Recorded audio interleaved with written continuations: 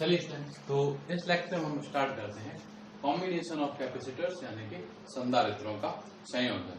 जैसे आप 10th class के अंदर प्रतिरोध यानी कि रेजिस्टेंस के लिए कॉम्बिनेशन जैसे कि सीरीज और पैरेलल यानी कि समांतर क्रम और श्रेणी क्रम पढ़ के आए थे, उसी तरह से संधारित्रों के लिए भी जो है श्रेणी क्रम और समांतर क्रम को परिभाषित करते हैं और देखते हैं कि उनकी तुल्यधारिता जो है किसके इक्वल होगी।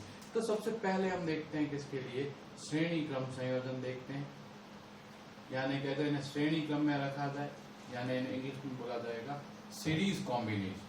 पहला क्या है श्रेणी क्रम संयोजन यानी कि सीरीज कॉम्बिनेशन। देखिए इसमें क्या होगा, ये इसमें जितने भी कैपेसिटर्स होंगे वो सारे के सारे क्या होंगे, एक लाइन में आएंगे। ठीक है, तो जब ये एक लाइन में आ रहे हैं इसीलिए हम इनको क्या बोल रहे हैं, सीरीज यानी कि श्रेणी बोल रहे हैं। तो ये V है, ये कैपेसिटेंस C1 है, ये कैपेसिटेंस C2 है, ये कैपेसिटेंस C3 है। तीन हमारे पास संधारित्र हैं, तीन कैपेसिटर्स है जिनकी कैपेसिटेंस तीन कैपेसिटर है जिनका कैपेसिटेंस हमें C1 C2 और C3 दे रखा है। इन्हें V वोल्ट की बैटरी से जोड़ा गया है। हमें बताना है कि इसका इक्विवेलेंट यानी कि इसकी तुल्यधारिता कितनी होगी। तो देखिए क्या होगा, ये जो बैटरी है ना, ये बैटरी यहाँ से कोई ना कोई चार्ज देगी Q। ठीक है, अब ये वाला Q जो चार्ज होगा बैटरी किसको देगी, इस प्लेट को देगी, तो इस प्लेट पे प्लस Q आएगा। अब ये वाला प्लस Q क्या करेगा, यहाँ माइनस Q प्रेरित कर देगा, माइनस Q इंड्यूस कर देगा, क्योंकि ये क्या हो रहा है, ये वाली प्लेट इस प्लेट पे चार्ज को इंड्यूस कर रही है, प्रेरित कर रही है। अब ये वाली माइनस Q वाली प्लेट इस पर कितना देगी, प्लस Q इंड्यूस करेगी, ये वाला माइनस Q होगा, ये माइनस Q यहाँ प्लस Q प्रेरित करेगा, इंड्यूस करेगा, और ये प्लस Q यहाँ माइनस Q इंड्यूस कर देगा। इस तरह से ये वाला माइनस Q यहाँ पे प्लस Q इंड्यूस करेगा, ये वाला प्लस Q यहाँ माइनस Q इंड्यूस कर देगा। यानी कुछ इस तरह की सिचुएशन हो जाएगी। तो देखो हमें क्या पता चल रहा है कि अगर आपको पूछा जाए कि इस कैपेसिटर का चार्ज कितना है तो Q, इसका भी चार्ज कितना है Q, इसका भी चार्ज कितना है Q। यानी इसका मतलब क्या हुआ, सीरीज यानी कि श्रेणी क्रम के अंदर जो संधारित्र आते हैं, जो भी कैपेसिटर्स आते हैं, उन सब पर चार्ज सेम होता है। ठीक है, जैसे जितने भी सीरीज के अंदर आएंगे सब पर क्या होगा, चार्ज सेम होगा। इसका भी चार्ज Q है, इसका भी चार्ज Q है, इसका भी चार्ज Q है। अब देखो यहाँ पर जो पोटेंशियल ड्रॉप है, जो विभवांतर है, वो V1 होगा। अब अपने को क्या पता है कि Q इक्वल टू CV होता है। ठीक है, यानी कि V किसके इक्वल हो जाएगा, Q अपॉन C के इक्वल हो जाएगा। तो इस पर्टिकुलर कैपेसिटर के लिए पोटेंशियल कितना हो जाएगा, चार्ज है Q और कैपेसिटेंस कितना है C1, तो Q अपॉन C1। इस तरह से इसके लिए कितना हो जाएगा, देखो अगर इसकी बात करेंगे भाई इस कैपेसिटर के लिए कितना कैपेसिटेंस है, तो V2 की वैल्यू किसके इक्वल आ जाएगी, Q अपॉन C2। ठीक है, तो चार्ज अपॉन कैपेसिटेंस करेंगे तो हमारे पास क्या आ जाएगा, वोल्टेज आ जाएगा। इस तरह से हम अगर इसकी बात करें तो इसके लिए जो V3 होगा वो किसके इक्वल आ जाएगा, Q अपॉन C3। यही हुआ। अब देखिए, अब यहां पर क्या हो रहा है कि यहाँ ये बैटरी जो V वोल्ट दे रही है, ये बैटरी जो इसको V वोल्ट दे रही है, ये V वोल्ट इसमें और इसमें क्या हो गया, डिस्ट्रीब्यूट हो गया, यानी कि बंट गया। अब बंटने का मतलब क्या है कि जो V है वो किसके इक्वल होगा, V1 plus V2 plus V3। यानी V की जो नेट वैल्यू होगी वो किसके इक्वल हो जाएगी, V1 plus V2 plus V3। अब हम क्या बोलेंगे कि जो V है, जो ये देखो इसने कितना चार्ज दिया, Q चार्ज दिया, तो V को अपन क्या बोल सकते हैं कि ये Q अपॉन C इक्विवेलेंट होगा। यानी कि तुल्यधारिता को अपन ने क्या बोल दिया, CEQ बोल दिया। अब इसको यहां रख दीजिए, तो ये क्या आया, Q upon CEQ is equal to Q upon C1 plus Q upon C2 plus Q upon C3। देखिए सारे के सारे Q तो क्या हो गए, कैंसिल हो गए। तो 1 अपॉन C इक्विवेलेंट किसके इक्वल आ गया, 1 upon C1 plus 1 upon C2 plus 1 upon C3। यानी इसका मतलब क्या हुआ कि अगर तीन हमारे पास कैपेसिटर हैं जिनका कैपेसिटेंस जो है C1 C2 C3, यानी कि तीन संधारित्र जिनकी धारिताएं क्रमशः C1 C2 और C3 है, अगर इन्हें श्रेणी क्रम में जोड़ा जाएगा तो तुल्य धारिता जो होगी वो क्या हो जाएगी, 1/C यानी कि 1 अपॉन C इक्विवेलेंट, वो किसके इक्वल होगा, 1 अपॉन C1 1 अपॉन C2 और 1 अपॉन C3 के इक्वल होगा। ठीक है, तो देखो अगर तीन के लिए ये है, तो अब देखो यहाँ कुछ स्पेशल पॉइंट है कि अगर हमारे पास n कैपेसिटर्स हो जाए, यानी कि n हमारे पास क्या हो जाए, संधारित्र हो जाए, अब इसमें अगर हमारा n संधारित्र होंगे ना तो क्या हो जाएगा 1/c इक्विवेलेंट 1/c1 1/c2 और ऐसे करते करते 1/c। भाई 3 था या 3 थे तो 1/c1 plus c2 plus c3 हो गया।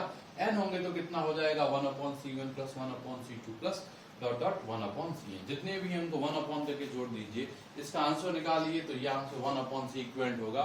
इसको उल्टा कर देंगे तो हमारा क्या आ जाएगा c इक्विवेलेंट आ जाएगा। अब यहाँ पर एक और पॉइंट है कि अगर ये c1 c2 ये सारे के सारे cn इक्वल हो जाएं और ये c के ही इक्वल हो, मतलब n जो है हमारे पास क्या है कैपेसिटर्स है, सबकी धारिताएं समान, सबका कैपेसिटेंस सेम है, तो अगर हम सीरीज में अगर हम ज्वाइन करते हैं तो C इक्विवेलेंट की वैल्यू क्या हो जाएगी, C इक्विवेलेंट वैल्यू हो जाएगी जो एक की धारिता है डिवाइडेड बाय n। ठीक है, देखिए अगर n है हमारे पास, जैसे मान लीजिए कि 4 C है और ये सीरीज में है, तो जो नेट आंसर होगा वो कितना हो जाएगा C/4 हो जाएगा। तो आपको उल्टा करने की जरूरत नहीं, डायरेक्ट रिजल्ट अपन याद रख सकते हैं। अब अगर हमारे पास दो हो, एक C1 हो और एक C2 हो, दो ही हो, एक बात याद रखिए, ये वाला रिजल्ट बहुत काम आता है सॉल्व करने में न्यूमेरिकल। एक C1 है और एक C2 है, ये दोनों किस में है, सीरीज यानी कि श्रेणी में है। तो अगर दो होते हैं ना तो दो का जो इक्विवेलेंट होता है वो होता है C1 C2 upon C1 plus C। यानी कि अगर दो कैपेसिटर हो, दो संधारित्र हो जो कि श्रेणी क्रम में है, तो दोनों की जो तुल्य धारिता का जो फॉर्मूला है हमें डायरेक्ट याद रखना होता है, और वो किसके इक्वल होता है C1 C2 upon C1 plus C2। ठीक है, अब इसके बारे में एक और विशेष बात है, वो विशेष बात क्या है, तो पहले मैं उसको हिंदी में बोलता हूँ, फिर मैं इंग्लिश में बोलता हूँ, ये आपको नोट्स में मिल जाएगी लिखी हुई। वो ये है कि ये जो तुल्य धारिता हमारी होगी, ये तुल्य धारिता इन सब में जो सबसे छोटा संधारित्र होगा उसकी धारिता से भी कम होगा। ठीक है, यानी कि श्रेणी क्रम संयोजन में तुल्य धारिता सभी संधारित्रों में सबसे छोटे संधारित्र की धारिता से भी कम होती है। इंग्लिश के अंदर क्या होगा, the equivalent capacitance in the series combination is smaller than the smallest capacitance. ठीक है, जो इन सब में स्मॉलेस्ट है n के अंदर, C1 C2 Cn के अंदर, उन सबसे स्मॉलेस्ट से भी आपका जो वैल्यू होगी इक्विवेलेंट की वो क्या आएगी, लेस आएगी, उससे कम आएगी। तो स्टूडेंट्स ये क्या होता है, हमारा सीरीज कॉम्बिनेशन होता है, श्रेणी क्रम संयोजन होता है। यहाँ आपको क्या बात याद रखनी है कि सीरीज कॉम्बिनेशन में जो भी कैपेसिटर्स कनेक्टेड होते हैं उनमें जो चार्ज होता है, उनमें जो आवेश होता है वो समान होता है, लेकिन पोटेंशियल यानी कि विभव समान नहीं होता। ठीक है, अब अगला हम देखते हैं, अगला है हमारा क्या, समांतर क्रम संयोजन यानी कि पैरेलल कॉम्बिनेशन। ठीक है,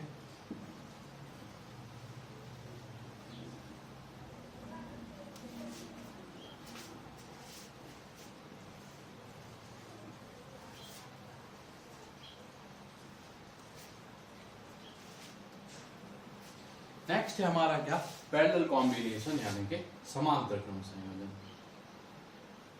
पैरेलल कॉम्बिनेशन यानी कि समांतर क्रम संयोजन। अब देखो स्टूडेंट्स यहाँ पे क्या होगा, यहाँ पे जो भी होंगे संधारित्र, जो भी कैपेसिटर्स होंगे वो एक दूसरे के पैरेलल यानी कि समांतर जुड़े हुए होंगे। समांतर मतलब इस तरह से। तो देखो ये सारी की सारी जो लाइन्स है हमारी, ये जो भी हमने लाइन बना रखी है जो C1 C2 और C3 के लिए है, पहले तो उसका कैपेसिटेंस है C1, इसका है C2 और इसका है C3। ठीक है, अब देखिए ये जो है ना ये सब एक दूसरे के क्या है, पैरेलल। ठीक है, अब क्वेश्चन है कि पैरेलल है तो क्या हुआ, तो याद रखेंगे पैरेलल चाहे आपका संधारित्र यानी कि कैपेसिटर हो या रेजिस्टेंस यानी कि प्रतिरोध, पैरेलल की कंडीशन के अंदर जितने भी कैपेसिटर्स या रजिस्टर्स होंगे, जितने भी संधारित्र या प्रतिरोध होंगे, उन सब में जो है पोटेंशियल यानी कि विभव का मान क्या होगा, समान। ठीक है, यानी क्या कहना चाह रहे हैं हम कि देखिए यहाँ पर और यहाँ पर जो पोटेंशियल होगा इनके अक्रॉस ये सेम होगा। अब क्योंकि ये जो है एक बैटरी से कनेक्टेड है तो इनका पोटेंशियल यहाँ भी V होगा, यहाँ भी V होगा, यहाँ भी V होगा। अभी जिस कंडीशन में ये आ रहे हैं उस कंडीशन में क्या होगा कि जो ये बैटरी है इसी का ही पोटेंशियल इन तीनों को मिलेगा। क्यों, क्योंकि ये तीनों आपस में तो पैरेलल है, इसके साथ साथ बैटरी के भी ये क्या है, पैरेलल कॉम्बिनेशन में है। तो पैरेलल कॉम्बिनेशन में होने के कारण क्या होगा, देखो स्टूडेंट, पैरेलल कॉम्बिनेशन क्या होता है कि जब भी आपको सबको बराबर बराबर वोल्टेज देना हो तो हम क्या करते हैं, पैरेलल कॉम्बिनेशन में चीजों को लगाते हैं। जैसे कि आपकी जो घरेलू सप्लाई होती है, हाउस होल्ड सप्लाई होती है, वो किसमें लगाई जाती है, पैरेलल में यानी कि समांतर क्रम में लगाई जाती है। अब देखिए क्या होगा कि ये वाला जो है यहाँ से Q चार्ज देगा, ये वाला यहाँ से Q चार्ज दिया। अब क्या होगा, ये वाला Q चार्ज का कुछ भाग इधर जाएगा, कुछ भाग इधर जाएगा, कुछ भाग इधर जाएगा, मतलब इस Q का इस कुछ पार्ट इधर गया, कुछ पार्ट इधर गया, कुछ पार्ट इधर गया। अब इसका वोल्टेज V है, इसका कैपेसिटेंस C1 है, तो इस पर जो चार्ज होगा Q1 वो किसके बराबर हो जाएगा, C1 इंटू V के बराबर हो जाएगा। Q इक्वल टू CV होता है। इस तरह से यहाँ का जो चार्ज है Q2, अगर मैं इसको बोलूं तो ये किसके बराबर हो जाएगा, C2 इंटू V हो जाएगा। और इसकी अगर बात करें Q3 तो ये किसके इक्वल हो जाएगा, C3 इंटू V हो जाएगा। ठीक है, यानी कि पैरेलल के अंदर क्या होगा कि पोटेंशियल यानी कि विभव तो समान होगा, लेकिन जो चार्ज है, आवेश, वो समान नहीं होगा।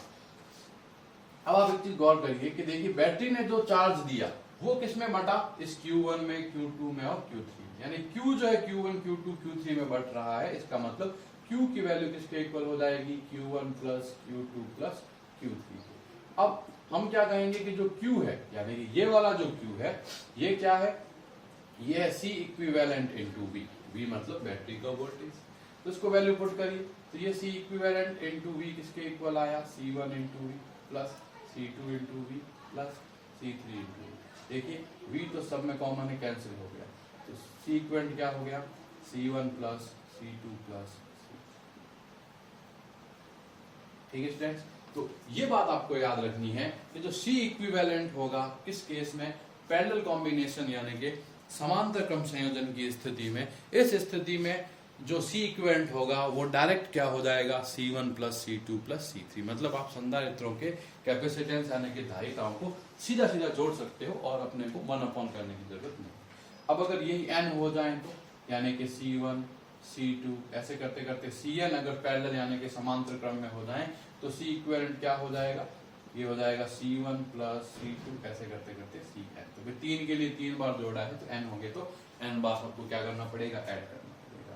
अब अगर ये C1 C2 ऐसे करते करते ये Cn सारे C के इक्वल हो जाते हैं तो C इक्विवेलेंट हमारा क्या हो जाएगा, n इंटू C। इसका मतलब क्या है कि n कैपेसिटर, सबकी वैल्यूज क्या है, इक्वल है, सबकी कैपेसिटेंस इक्वल है, सबको पैरेलल में डाल दिया गया, तो नेट जो वैल्यू होगी वो क्या हो जाएगी, n इंटू C हो जाएगी। जैसे वहां C अपॉन n हुआ था, यहाँ क्या हो जाएगा, n का गुणा हो जाएगा जो वहां पे भाग लग रहा था। अब लास्ट बात, यहाँ पे 2 के लिए तो कोई ऐसा विशेष कुछ बात नहीं है, 2 तो भाई C1 प्लस C2 सीधा हो जाएगा। अब यहाँ विशेष बात क्या है कि जो ये तुल्य धारिता है, जो ये तुल्य धारिता है, इसका मान जो देखो जो इक्विवेलेंट हमारा आ रहा है ना, C इक्विवेलेंट, इस C इक्विवेलेंट का मान जो है इन सब में जो सबसे बड़ा होगा उससे भी ज्यादा होगा। ठीक है, यानी कि जो तुल्य धारिता होती है वो बड़े से बड़ी संधारित्र से भी क्या होगी, ज्यादा होगी। यानी कि equivalent capacitance will be larger than the largest capacitance among them. इनमें जो भी सबसे बड़ा होगा उससे भी क्या होगा, आपका आंसर बड़ा आएगा जब आप तुल्य धारिता का मान ज्ञात करेंगे। तो स्टूडेंट इस टॉपिक में हमने देखा कि किस तरह से सीरीज और पैरेलल कॉम्बिनेशंस वर्क करते हैं कैपेसिटर्स के लिए। आप जो है इनके जो क्वेश्चंस हैं उनको सॉल्व करिए।